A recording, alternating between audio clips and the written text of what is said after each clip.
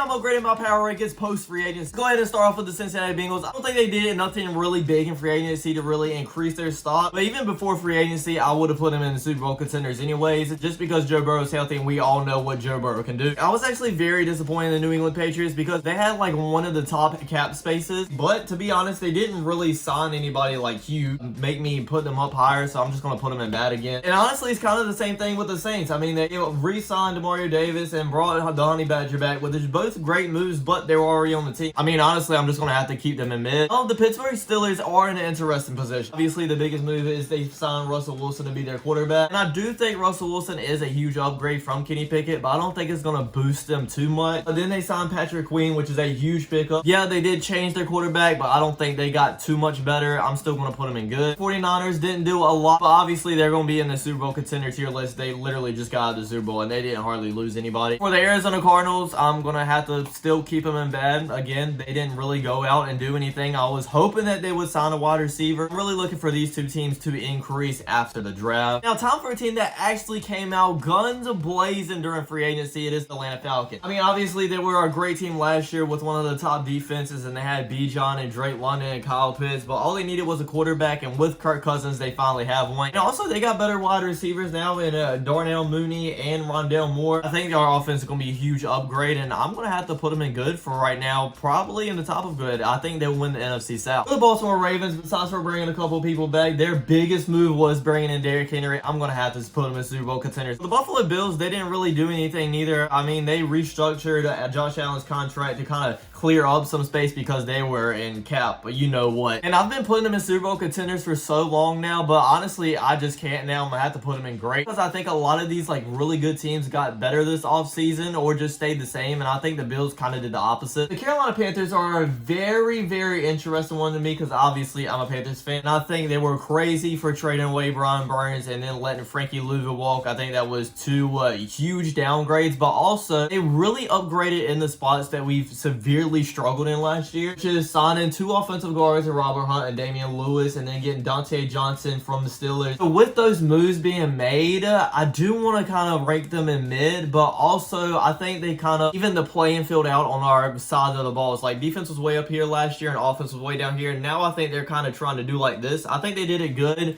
I'll just put them at more of the top of bad though, I guess. For the Chicago Bears, they didn't really do anything too impressive. I mean, Gerald Everett is a decent pickup and DeAndre Swift is as well. You know what? They did pretty decent. I mean, I'll put them, let's put them at the bottom. Cleveland Browns didn't do a lot. Trading for Jerry Jeudy is obviously a huge pickup. That's going to boost their offense out a lot with him and Amari Cooper. They were in great beforehand, so I'll keep them in great. Now, for the Dallas Cowboys, they basically didn't do anything. I mean, Eric Kendricks is an alright pickup, I guess. But also, I probably would have had them in great when the season ended, so they didn't really lose anything, so we'll just stick them in great right now. For the Denver Broncos, they didn't do anything besides for lose their starting quarterback, so if anything, they got worse. We're putting them in bad. Lions, picking up Marcus Davenport was a huge pickup. I did wish that they would do a little bit more in their secondary, picking up some corners. And I think if they did make some of those moves, they could have been Super Bowl contenders for me. But for right now, I'm just going to have to put them in the top of great. I'll give it up to the Titans. Besides for losing Derrick Henry, I think they actually did decently good. They had one of the worst secondaries, so they added Awuzie. That's a huge pickup. Didn't have the best offensive line, so they added center Lloyd Cushenberry. Needed another wide receiver. They added Calvin Ridley. Needed a running back to replace Derrick Henry. They added Tony Pollard. With that, I kind of want to put them in good, I'm not going to lie. But at the same time, I just think they're still mid. I'll put them in good just for the really good offseason I think they have. For the Green Bay Packers, I think they made one of the most surprising moves out of the offseason, signing Josh Jacobs. Not because I don't think Josh Jacobs is a good running back, but it's just that they already had Aaron Jones, so I didn't think they would go out and get a top running back. But let's put them at the bottom of grade, I guess. The Houston Texans also cooked this offseason, signing Joe Mixon when he was released by the Bengals. That's a huge upgrade at running back. But the big move was getting Daniel Hunter off the edge. Quarterbacks are going to be running for their life. I'm going to put them in. We have the Indianapolis Colts, and for them, it was not really bringing in other players, but just like keeping players they already had, which isn't a bad thing, but they're not going to go like really high up to me. I'm taking into account that Anthony Richardson is healthy now. So let's put them right above the Bears, I guess. Jacksonville Jaguars, honestly, I think they got a lot worse during free agency. Lost Calvin Ridley. I mean, they did bring in Cade Davis, but I think that's a huge downgrade. Didn't get that much worse, though. I'll still put them in good. For the Kansas City Chiefs, I mean, we're going to have to put them at top Super Bowl contender, obviously. I mean, they didn't lose anybody. They brought back Chris Jones.